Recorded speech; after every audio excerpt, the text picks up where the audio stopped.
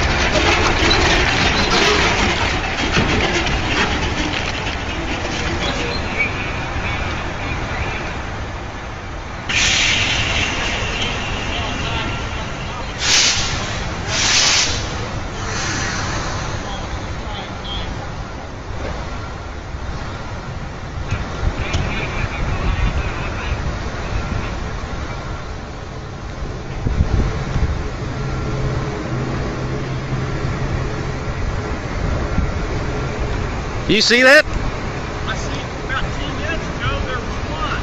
Yeah. Heaps of people on the street having a look up in the sky.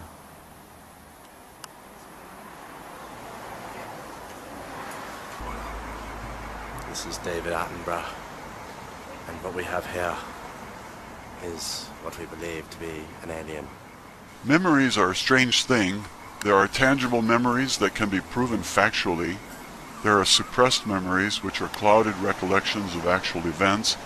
Memories that are a mixture of real and unreal events. Memories based on imagination, and possibly most frightening of all, memories that have been intentionally programmed within the mind of a person, which might consist of anything between actual real experiences to entirely designer memories that have been inserted to cover up experiences that are far more stranger than fiction. Yes, he said, Clark, I can say certain things, but there's things I cannot because we were all hushed up. about our mission by NASA and the DOD to shut up and not talk about things or lose their retirement, or maybe worse. About my friend NASA astronaut and first NASCAR lunar rover car driver on the moon. Okay. He saw UFOs above the moon, and he saw crystal buildings. Mind control is real big with the Illuminati right now. From one-on-one mind control, breaking the person down that way, or the chemicals in the air, or HAARP, H-A-A-R-P, and the frequencies, and the buzzing in your ears, bzzz, and all those radio towers. And there's all different ways they do that. There are those who walk amongst us as human beings, but who are more than human beings. There are such things as gods, and they walk amongst us. They control our destiny. They control us through newspapers. They control us through money. And they control us through religion and spiritual confusion. And about my friend NASA astronaut and first NASCAR lunar rover car driver on the moon.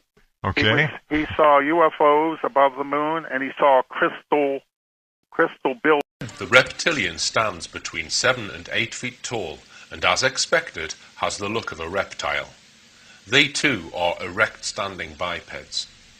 The head is slightly conical in shape and has 2 bony ridges riding from the brow across a back-sloping skull. There appears to be no bridge between the eyes. The nasal openings are at the end of a small flattened nose and are described as 2 small slits that slant upwards in a V formation. Small openings can be seen on the side of their heads, but no ears as such. The eyes contain vertically slit pupils with a flame or an orange-coloured surround. They have wide lipless mouths which contain various types of teeth, including fangs. Some have thin fleshy spines under their chin. Their skin is scaled, usually greenish-brown or light grey in colour, and hairless. The scales on their backs, thighs and upper arms are quite large, with hands, abdomen and face being covered with smaller scales, allowing more flexibility. Reptilians' bodies are lean and firm with powerful arms and legs, long arms and 3 fairly long fingers and an opposable thumb. The feet have 3 toes and 1 recessed 4th toe that is toward the backside of the ankle.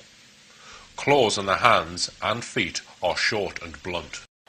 Reptilians are an ancient race. They were actually a hybrid mix many billions of years ago, which came into a foundation of us not really understanding who and what they are. We still don't really understand the total mixing, but we believe that there's a centering of space that brings them through those who come from another outside energy connected to parallel worlds. At the beginning of 1947, yet another expedition by the Admiral Explorer Richard Byrd arrived in Antarctic shores. It was a very strange expedition. Unlike his previous 3, this was one completely financed by the US Navy. Operation High Jump was his code name. Under the command of Admiral Byrd, there was a powerful military squadron, an aircraft carrier, 12 super ships, a modern submarine, more than 20 airplanes and helicopters, and about 5,000 people and staff. You will agree, a strange team for a scientific expedition. December 2nd, 1946. Before the start of the expedition, Admiral Byrd at a press conference said, "My expedition is military in nature," giving no further details. Admiral Byrd at a press conference said, "My expedition is military in nature," giving no further details. The answer for January 1947, full-scale aerial reconnaissance began surveying the Antarctic region of Queen Island. It all went to plan for a few weeks. Tens of thousands of photos were taken. Suddenly the inexplicable seemed to happen. A 6-month expedition terminated after only 2 months. Clearing the Antarctic coast, it was a really fast retreat. They lost a destroyer, almost half their carrier-based aircraft. And dozens of sailors and officers to commission investigation. Members of the U.S. Congress, Admiral Byrd, said the following: in the event of another war, America can be attacked by an enemy that has the ability to fly from pole to pole with incredible speed. What made the Americans flee? In 1945, 18 months before Admiral Byrd's expedition began, 2 German submarines entered Maldeberry, Port in Argentina, surrendering to authorities. These were no extraordinary submarines, they were from the so-called Führer convoy. This was a top-secret fleet hurling missions. The details have remained a secret until now. The submarine crews were reluctant to cooperate. Even so, the Americans learned a few things. The commander of a U-boat, U-530, spoke of his involvement in Operation codenamed Vladimir 2 weeks before the war's end. The U-boat U-530 left the quay heading for the shores of Antarctica. And board of the submarine were passengers with faces covered in bandages, as well as the Third Reich relics. The commander of another U-boat, U-97, behind Sherry first, as he testified that he followed the same route. It was found that the German submarines repeatedly followed the Antarctic route. But why go there? Antarctica. In 1820 it was discovered by 2 Russian explorers. Here are the names. Since then, this mysterious continent, bigger than Europe, continues to attract explorers like a magnet. However, the 10-meter high, sheer icy cliffs made the continent impregnable for many years. For almost a century, Antarctica remained unknown. Only coastlines were marked on the maps. Suddenly, this distant and useless icy continent aroused a strange interest in the Germans.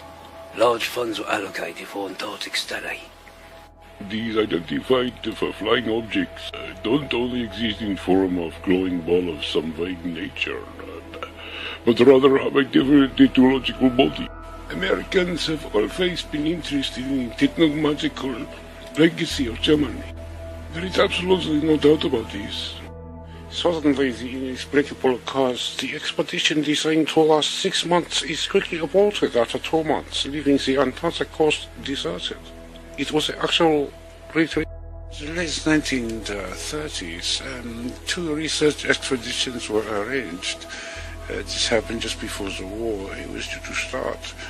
In January 1939, 2 catapult-controlled planes, the Passat and Boris, took off from the deck of the Schwarzbahn.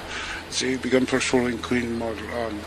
In 3 weeks, Luftwaffe pilots with metal pinions marked with swastikas managed to secure the Third Reich territory the size of Germany. It was called Yugoslavia. 1939, the experienced polar explorer Captain Alfred Richter wrote, "I've completed the mission entrusted to me by Air Marshal Göring. For the first time, German aircraft flew over the Antarctic continent. Every 25 kilometers, we dropped pendants covering an area of about 600,000 square kilometers, of which 355 square kilometers were photographed. Göring's flying aces had done their job. This unusual mission then passed the Führer seawalls, the U-boats, commanded by Admiral Karl Donitz. In secrecy, German U-boats set course to Earth's end, the icy Antarctic shores. Later, Karl Donitz led the strange phrase, 'My submarines have found a true paradise on Earth.'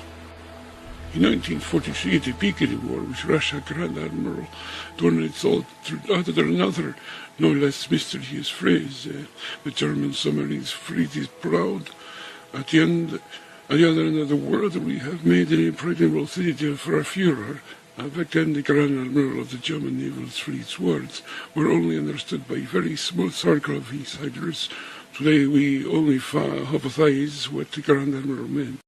After the war, in Nazi secret archives, intriguing photos and drawings were discovered.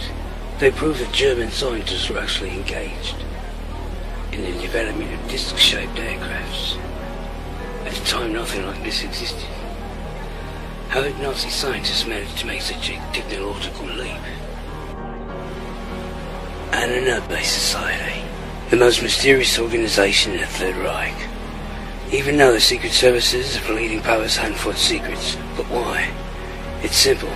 This was the only known historical structure engaged in the study of occult mysticism. To have state funding and support, an organization in the world that had at its disposal such a volume of data, or had such influence on the development of occult technology as the Anunnaki. Officially, the society was founded in 1935 and was intended to explore the historical roots of the German nation. Anunnaki, when translated, means legacy of the ancestors. However, the society's scope of interest was broader than ancient German history study. Third Reich leaders understood an army's size wasn't necessary to win future wars. Nazi ideology was based on the theory that in the past there was a powerful knowledge was preserved. Specifically, they were tasked with reviving the superhuman in Germany in their role as ancient Aryan descendants. They were very interested in Atlantis. The scientists believed it the Aryan race's native home. Therefore, Germany was the rightful heir to Atlantean theological knowledge. Legend says it's where giant ships and flying vehicles were driven by an unknown force. To search for hidden knowledge to seek knowledge of the history of civilization. There's no doubt that Anunnaki members knew of an amazing map that was discovered by historians in 1929. The map was created in the early 16th century by a famous Turkish admiral. The shocking fact is the way the map's detail mirrors the real Antarctic coast. This was 300 years before the continent's official discovery. In this map notes, the admiral wrote that he drew it from numerous sources, some at least 3,000 years old. Well, the most puzzling thing was the coastline of Antarctica, which is shown without its ice cover. The map provokes the imagination even today. Here's the verdict of a U.S. Air Force specialist. The coastline was plotted on this map before it was covered in ice. The thickness of ice in this area is about 1.5 kilometers. We do not have any suggestions how this data could have been obtained in 1513. The international experts gave the map a thorough examination and concluded it was more precise than 20th century maps. Seismic analysis confirmed the fact which scientists until recently were unaware some of the mountains, once considered a single massif, proved in reality to be separate islands as stated on the old map. 70 years ago, one can imagine the impact of this map on the founders of the Aryan race theory.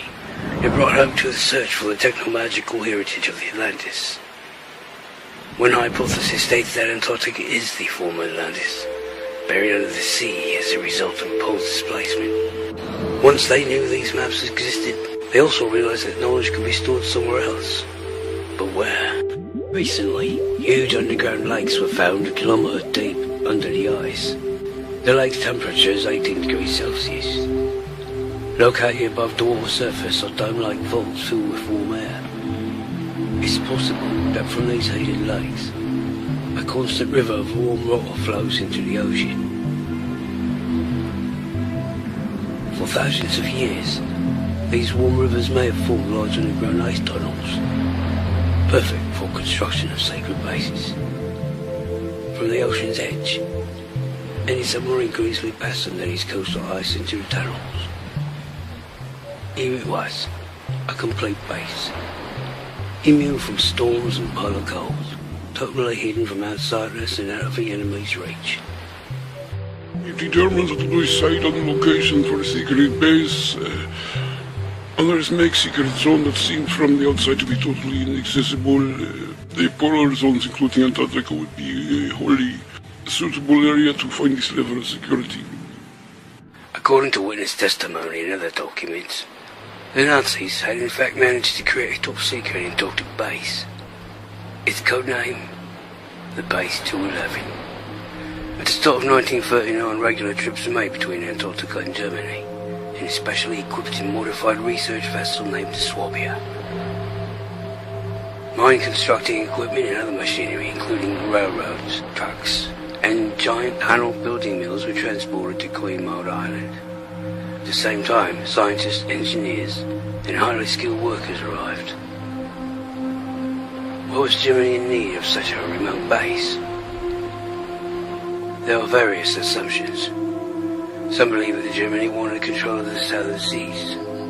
Others, that the Germans were attracted to vast Antarctic natural resources, such as uranium, which is essential for the creation of superweapons. That in case of defeat in the war, Antarctica would be a safe haven for the elite of the Third Reich. By 1942, transfer of inhabitants to New Swabia began, including scientists, engineers, members and representatives of the Nazi Party and German state. Certain secret industrial technologies were also transferred from Germany. Post-war, the Americans recruited German scientists to work in the United States, but were shocked to find thousands of highly qualified Third Reich specialists had vanished and went listed as dead. Over 100 submarines also vanished, never to be found. It's clear that American intelligence obtained information concerning the fact that part of the Nazi legacy and its technical potential in terms of researchers and scientists had evacuated from Germany and uttered to the Antarctic polar zone became the center of their attention. There is also the testimony from German submariners who surrendered. The Argentine authorities, it seems, all this extremely alarmed the Americans. At the year of 1946, the famous polar explorer and admiral of the US Navy, Richard Byrd, received the order to destroy the Nazi base in Antarctica. But things went wrong.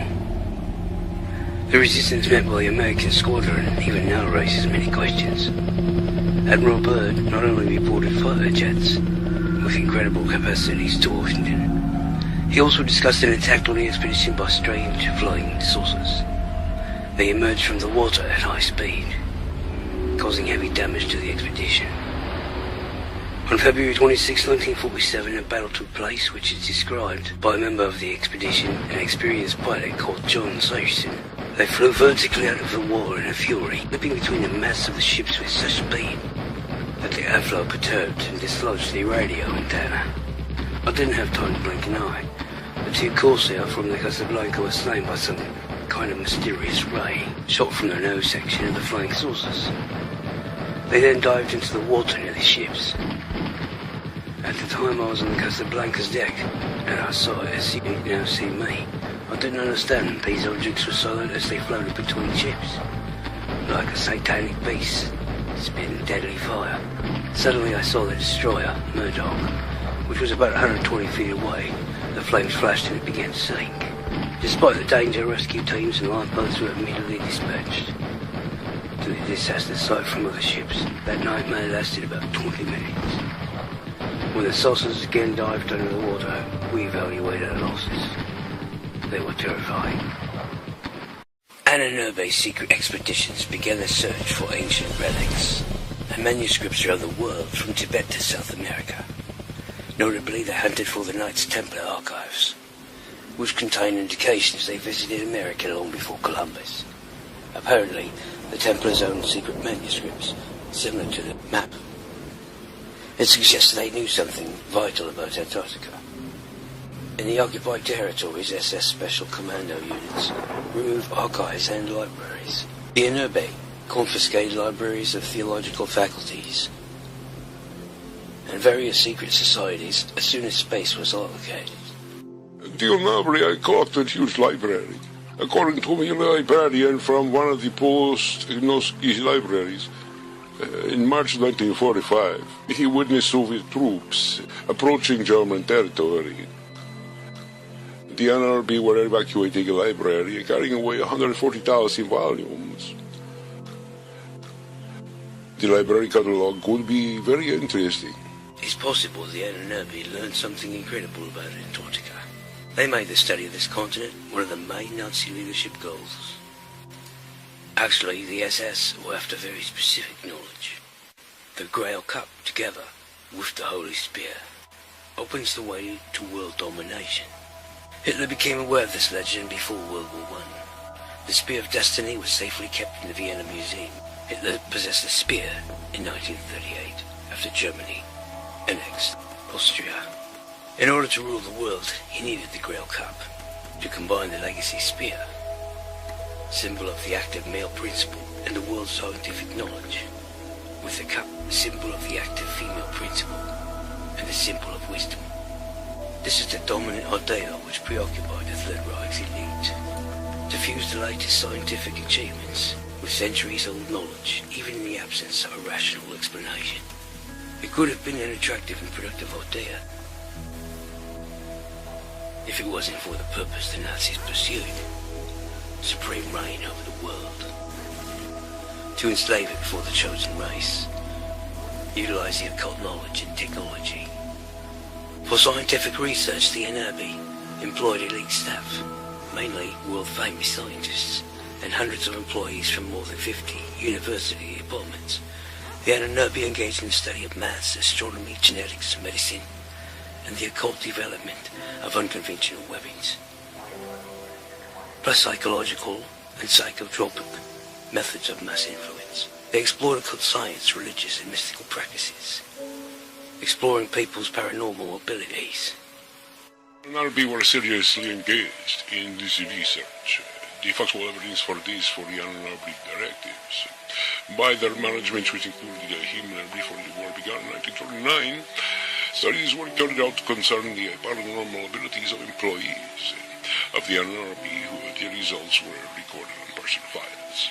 When they were tortured officers with these paranormal abilities, along with others who displayed paranormal skills, were merged into a single NRB department.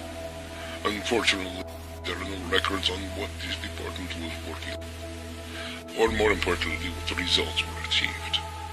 One of the main objectives pursued by the NRB experts was the use of paranormal abilities to contact unknown beings,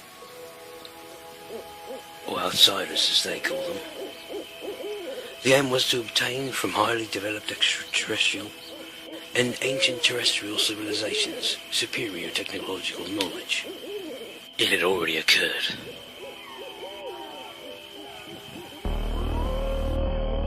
December 1990. Secret Thule Society members, the Annenberry's predecessor, are gathered at the Alps foothills in Ed Farmhouse, near Birchensgard. Among the selected were two experienced mediums, or contactees as we say today. One of them hides under the mysterious name of Sigrun. The other is Maria Borsig from Zagreb. She speaks of strange things in a trance state, from a civilization in the Taurus constellation. She receives incredible technical information. This knowledge shocked no one. On the contrary, it attracted huge interest, as it concerned the construction of an unusual flying vehicle, which could alter the flow of time around it. A step towards the dream of the secret society, a time machine penetrating deep into history, obtaining the knowledge of ancient high civilizations. Here you see the picture of an aircraft, with the signature of the world-famous German scientist and inventor, Victor Schauberger. This received knowledge passes to scientists for translation to clear technical data for engineering. By 1922, the first model had been built. The device had 3 parallel discs. When brought into motion, the upper and lower discs rotate in opposite directions, creating a very strong magnetic field and anti-gravity effect. If the evidence can be trusted, this design not only floats in the air, but warps the structure of time around it. It is believed this was the prototype of future techno-magical flying saucers, based on non-classical flight principles. These super discs were developed by a special technological unit of the SS, connected to the NRB. Basic ideas dominated the minds of senior management in Nazi Germany. First was the creation of a superhuman. The second very important concept was the mastery of technomagic energies. These not only include the possibility of mastering nuclear energy, but also, of course, disc-shaped flying devices. For example, creating a fundamentally new type of flying technology. The search for ideas went in all directions. It involved not only mediums and engineers, but also historians. Even before the war, NRB expeditions from Germany returned with hundreds of ancient Sanskrit Chinese and other Oriental language parchments. They were studied very carefully. Werner von Braun, the pioneering engineer and inventor of the fields of rocketry and space travel, later utters, "We have learned a great deal for ourselves from these papers." Expedition results are reported to Hitler personally. Some of it inspired the Third Reich leader to such a degree that thought of wonder weapons and space flight didn't leave him until the war's end. Designers try their best, but knowing rotation principles and building anti-gravity super discs aren't enough. An engine's needed, and they don't have it. The technology is hopelessly behind these advanced ideas. In July 1934, Hitler and the leader of Thule and Furrow secret societies invite the inventor Victor Schwarzberger to work with them. His legendary implosion engine is capable of producing light, heat, and mechanical motion with only air and water. They needed one thing from him, to create an engine for flying discs. An agreement was reached, and after 5 years in 1939, a prototype with the real disc in Schwarzberger's engine rose into the air. Here, a rare photograph is preserved, showing a test flight of a winter camouflage disc. Progress with the techno-magical disc was extremely slow. With a lack of experience in field specialists, they were forced to make extraordinary decisions. To develop the super disc, Sonda Bureau 13 was brought in. The special scientific research unit of the SS engaged in very delicate subjects, like the study of unidentified flying objects. Even with top scientists and test pilots, the project came to a standstill, never moving forward again. Everything was top secret. I spoke to German professor Hermann Orfberg on the birth of Arthur Swinsky. He was the treater of Werner and von Braun, and I asked him about flying saucers. He said, "Yes, I've heard of them. I have knowledge concerning them. But the SS officer saw that, and we could not discover what our colleagues in Berlin were busy with."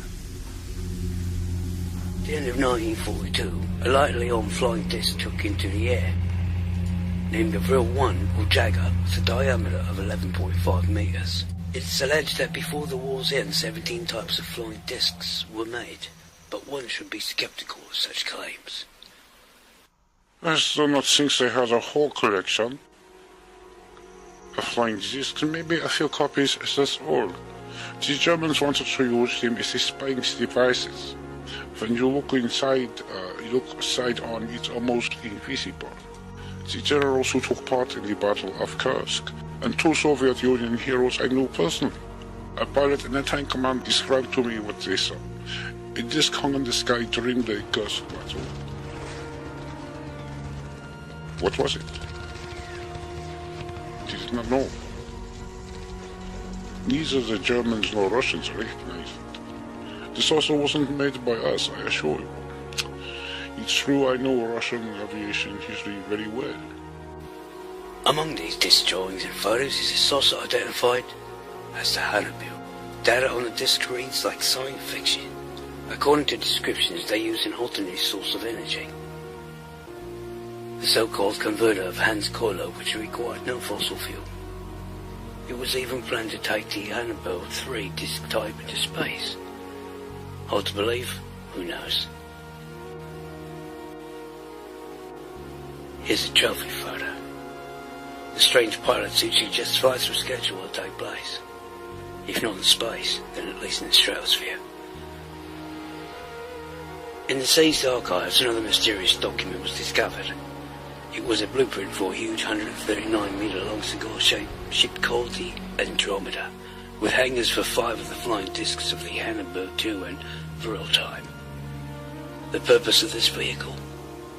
Some believe it was designed for long-term spaceflight. There's another simpler explanation. Now this was a project for underwater container, which could be used to transport goods, equipment, technology for the secret bases of the Third Reich, including the Antarctic. According to American intelligence, by the war's end, the Germans had 9 research enterprises developing in test flying discs. Investigations revealed that 8 of these factories, along with scientists and key figures, were successfully evacuated from Germany. The 9th was Detroit. Air Force Lieutenant Colonel Wendell Stevens recalls, "We had classified information that some of these research enterprises were transported to Antarctica to a place called New Swabia. At least one disc research company was transported to that location. Another went to the Amazon, and a third to the north coast of Norway. They were evacuated to secret underground facilities, but the Third Reich didn't have enough time to implement this grandiose plan. It seems by the war's end, techno-magical disc development never reached the industrial production stage. The discs encountered in Antarctica in 1947 were probably not the same discs. Perhaps they were German discs flying on classical principles, ones that had already been developed by the Third Reich. Perhaps as a fallback to their techno-magical projects. A few such prototypes had already been made. Some proved themselves well. It was a giant technological leap, and Germany's opponents weren't even close. But far from the kind of discs that the Reich leaders had in mind. These prototypes created by the Germans could only fly in the air. At the extreme, perhaps fly over a liquid or solid surface. The same as we have now, flying on a cushion of air like a hovercraft. The reason for this was they were all ventilator-type flying objects. They have an advantage over conventional aircraft. These saucers don't go into a tailspin as they are very easy to operate, but not designed for high speeds and of very poor quality. One of the most advanced prototypes, the so-called Balonzo flying disc, was tested for the first time and last time on February 14, 1945 in Prague. The lift power was created by the silent, flameless engine by Victor Schulberger. Reports say the unpiloted disc reached a height of 15 kilometers in 3 minutes, with a horizontal speed of 2,200 kilometers per hour. The flying disc proved it could hang in the air and fly back and forth without reversing. A success? Absolutely. But war was now on German territory, not waiting for German territorial occupation. The Nazis destroyed any non-conventional prototypes they couldn't evacuate. The only example of the Ballon disc was also destroyed. The developer of its main engine, Victor Schulberger, later recalled, "The model tested in February 1945 was built in collaboration with world-class combustion engineer experts from Mauthausen concentration camp. Then they were returned to camp, then this was the end. It was Hitler who had this prototype blown up."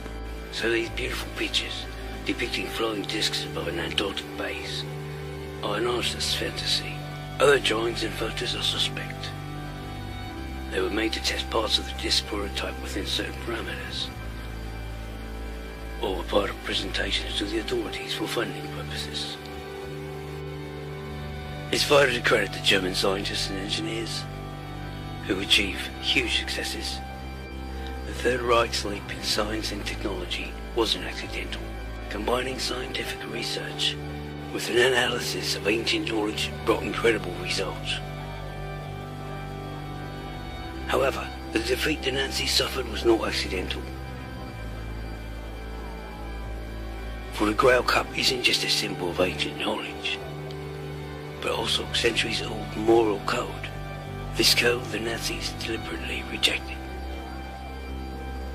Many legends and rumours are associated with the discs of the Third Reich.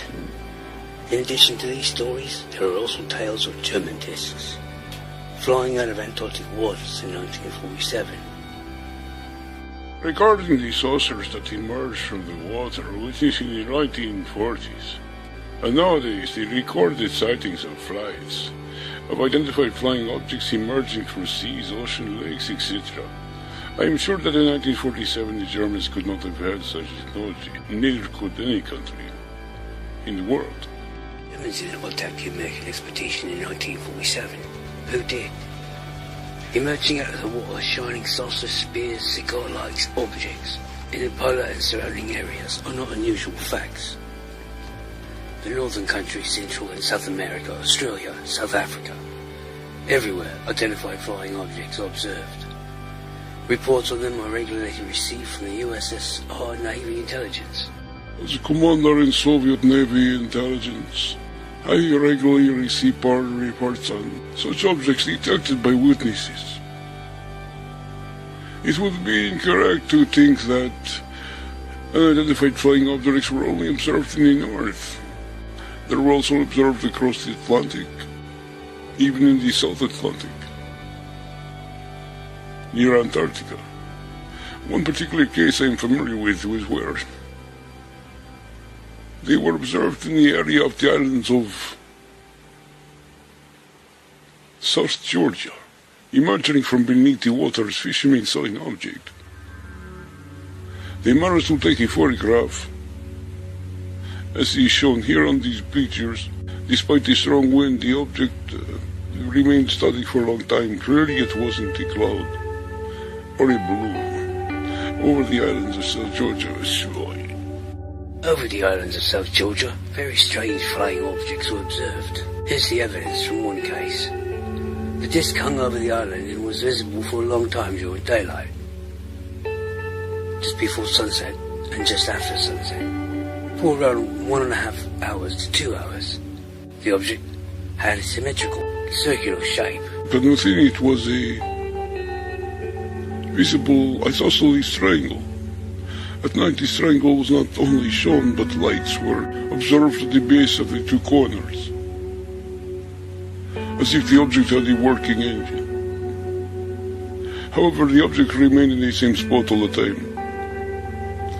Observation of this object occurred in 1979. 3 years before, in 1976, Japanese researchers using the latest equipment detected 19 round objects,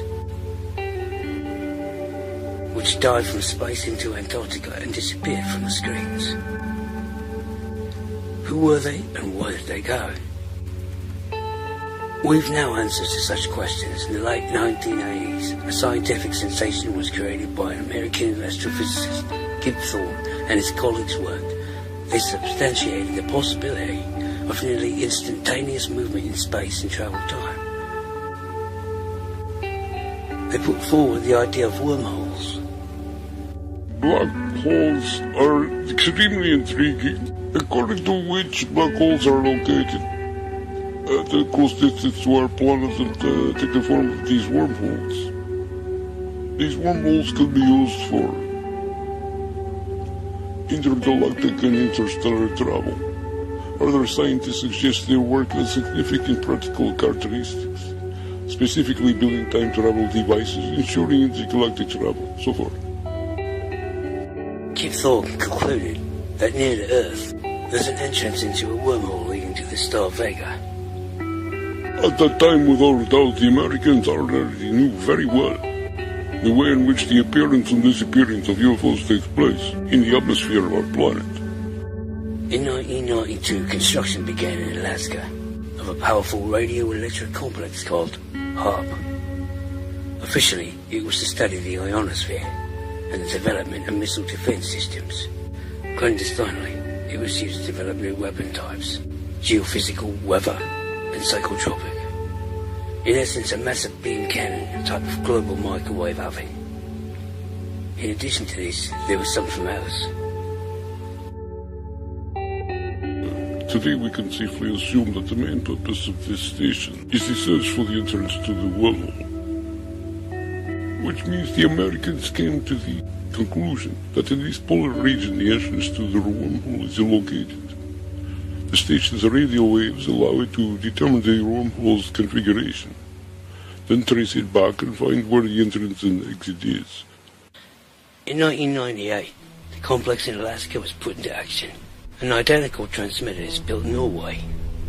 On its way is a third, more powerful one in Greenland.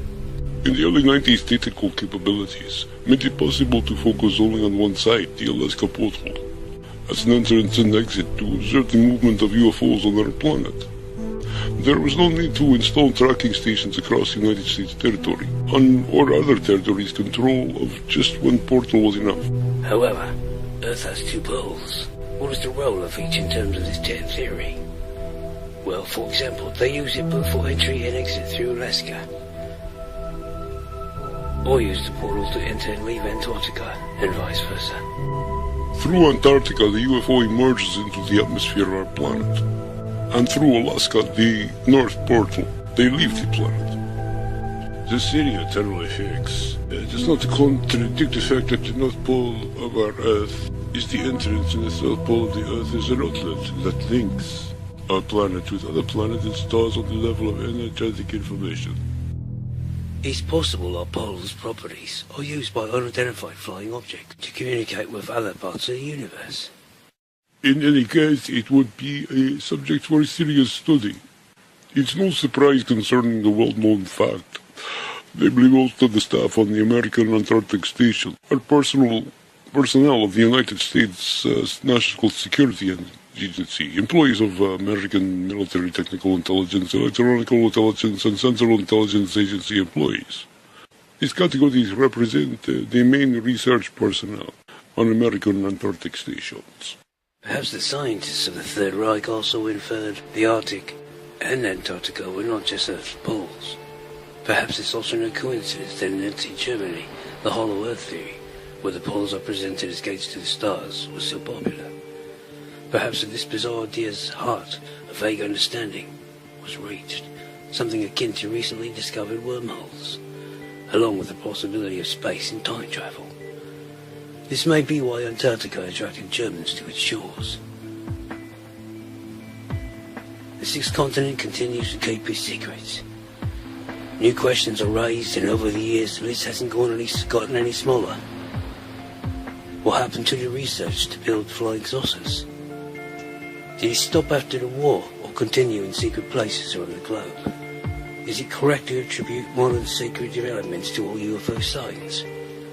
UFOs were observed long ago, even during the time of Alexander and Macedon. What kind of objects emerged from the water? Attacking Admiral Byrd's expedition. Great unknown beings whom the Germans strove passionately to cooperate with. What is it? Myth? Or real life existing forces that for thousands of years have conducted their invisible activities on planet Earth? Have you looked at the skies lately? Have you done your research? I sure hope you do after this show production. Here's to you and new knowledge coming your way. Cheers. However, Earth has two portals. The theory of tidal effect. Are we trying again, eh? It's no surprise, concerning the well-known fact. 3 unidentified flying objects. Will they try again one more time? The theory of tidal effect. Are we trying again, eh?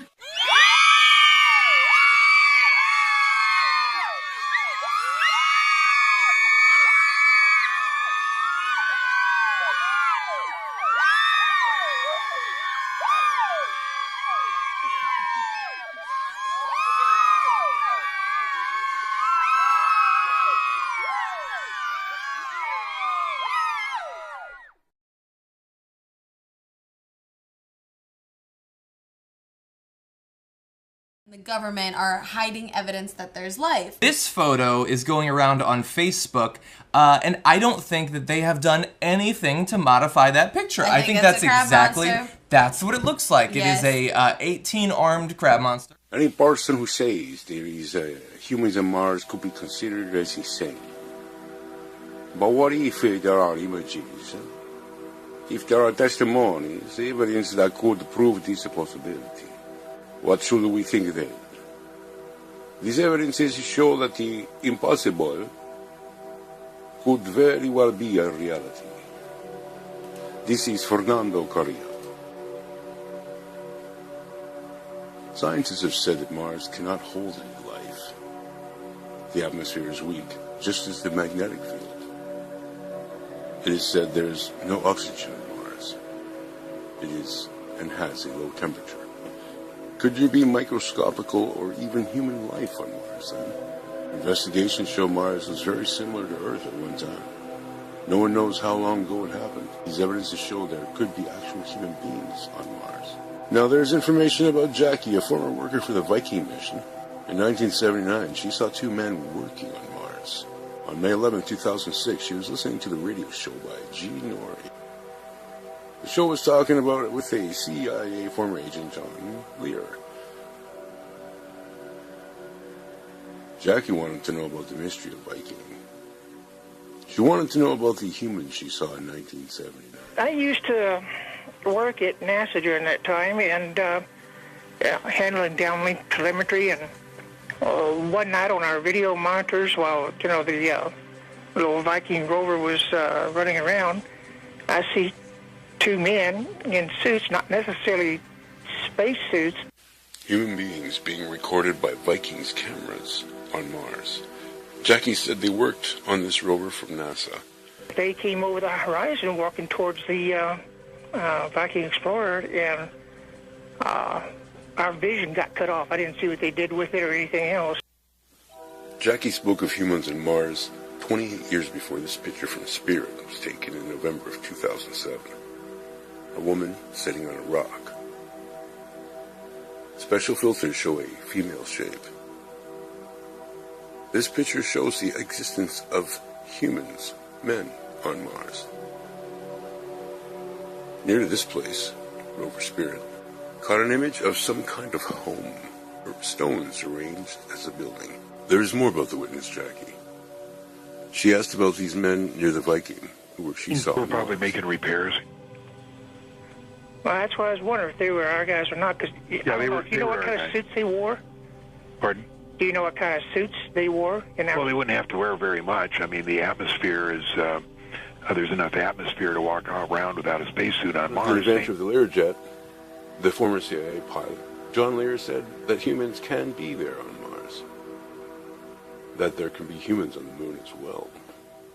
There is on the moon. I mean, there's not, it's like about 15,000 feet on Earth. Now, you can go through a 24-hour acclimatization program on the moon, and you can walk around without a spacesuit. Same thing on Mars. You don't need a spacesuit. If they had one, it was I could just see minimal. the rust-red terrain of Mars. I could see that Mars has a pale blue sky. And I turned and I saw a small human being from our civilization on Earth run up to me. And then two more individuals a couple years older than me, I would say they were maybe 21, 22, 23 years of age, ran up to me, two men and a woman. And they were clearly human beings from Earth. They weren't Martians. What is the temperature on Mars? What do they eat on Mars? Very good questions. It's about 70 degrees. Curiosity confirmed the words from Basiago. In 2013, this picture confirmed the sky on Mars is also blue. On that first year, Curiosity noticed that temperatures are not so cold. We can find the structure with Google Mars, on Mars, an artificial structure. A base that has been mentioned by Andrew Basiago. Basiago and Jackie's version support each other. We have also the words by John Lear. Yeah, absolutely. They were going, just like Mars rover, cleaning off the dust. They had their paper towels and Windex, and it just confirms what's going on. Solar panels have been covered by dust many times. 7 days later, they are clean again.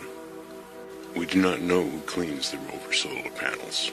Jackie's version is supported by the words of John Lear, also by the story of Andrew Basiago. More and more evidences show the possibility of humans being there on Mars.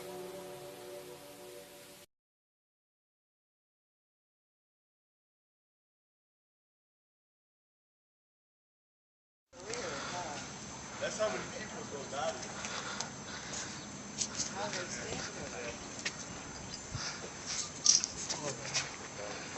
Why are they doing that? Dude, I'm not feeling that.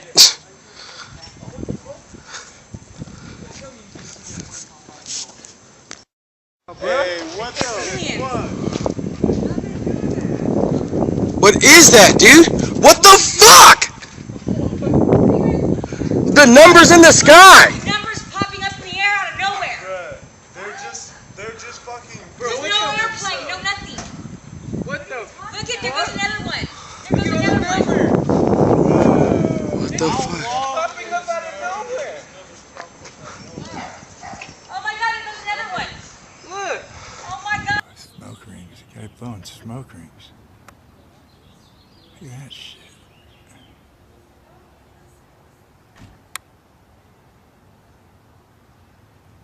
Look at all those smoke rings you lit. That's crazy. Oh, at least this little add something new to the dilemma here.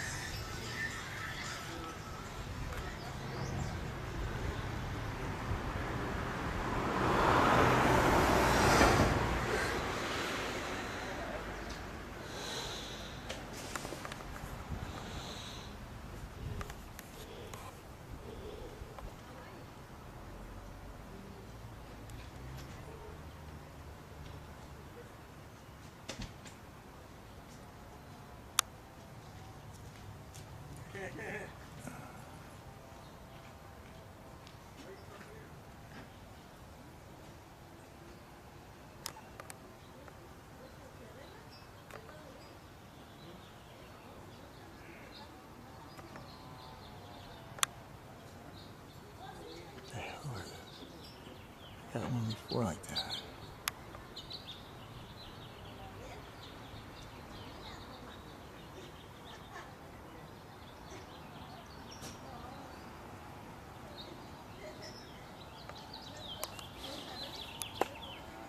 Anyway,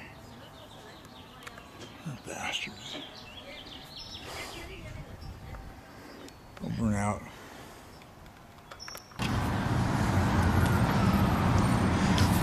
This is overlooking Halifax. And we've got some really strange weather happening because of some really bright sorry for my coughing. Some really bright flashes like lightning, but much sharper and stronger and brighter there. Look, see that? But yet there's no rain clouds in the sky. All we've got is this really, really, really long black line. Let's see if we can see it here. If I zoom in too much, you won't see it. Okay. So we got this black line going across the sky all the way down there. But as you can see, there's almost no clouds in the sky. So this is a weird storm. There's no wind, just a little tiny bit of wind. But I've never seen this before because there's really no rain clouds. What we've got, you can't see it on this camera, unfortunately. But with my eyes I can see it really well. You've got I'll zoom in to show it.